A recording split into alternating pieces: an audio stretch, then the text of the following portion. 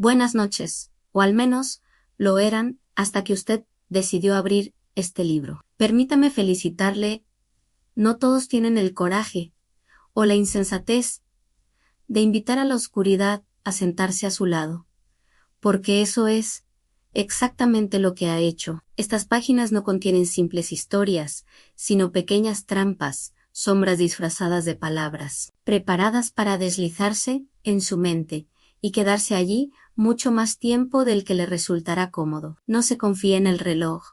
A medianoche el mundo parece dormir, pero las verdaderas pesadillas tienen la irritante costumbre de presentarse cuando usted cree estar más seguro. Quizá en un crujido en la madera, en una respiración que juraría no es la suya, o en esa sensación incómoda de que algo o alguien lo observa.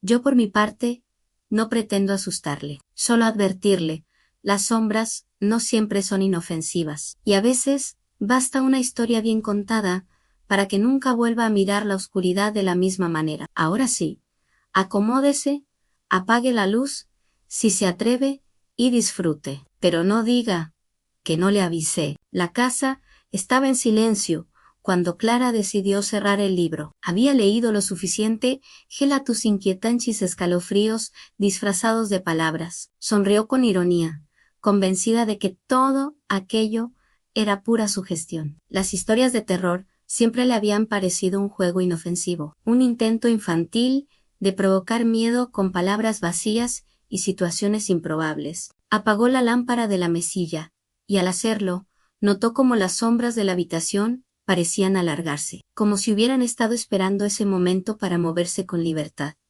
Nada raro, pensó. Solo imaginación, el efecto lógico de pasar de la luz a la oscuridad, se dijo a sí misma, tratando de racionalizar esa sensación incómoda que comenzaba a crecer en su estómago. Pero entonces escuchó el crujido, un sonido seco, como si una tabla del suelo hubiera cedido bajo un peso invisible. Clara contuvo la respiración. Quizá un vecino, quizá el viento, quizá su mente comenzó a buscar explicaciones lógicas, pero cada una parecía más improbable que la anterior. El silencio que siguió al crujido era casi tangible, como si el aire mismo estuviera esperando, conteniendo el aliento junto con ella. Se giró hacia la pared y trató de convencerse de que nada ocurría. Sin embargo, en la penumbra distinguió una silueta proyectada sobre el armario. No coincidía con la forma de ningún mueble. Era más alta, más delgada, y parecía estar inclinada hacia ella. Clara sintió cómo el corazón le latía con fuerza en el pecho, como si quisiera escapar de la jaula de sus costillas. La silueta no se movía, pero su mera presencia parecía llenar la habitación de una tensión insoportable. Clara intentó racionalizar lo que veía. Tal vez era la sombra de algún objeto que no recordaba haber dejado allí, o quizás un juego de luces proveniente de la calle. Pero por más que intentaba convencerse, una parte de ella sabía que lo que estaba viendo no tenía una explicación tan simple. Clara se incorporó de golpe y encendió la lámpara.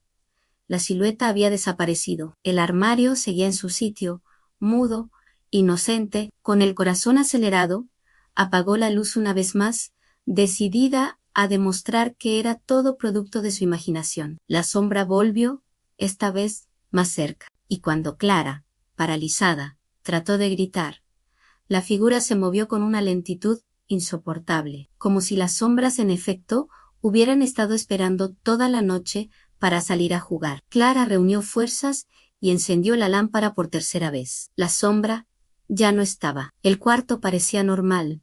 El armario, la cama, las cortinas inmóviles. Se llevó la mano al pecho, convencida de que había vencido al miedo.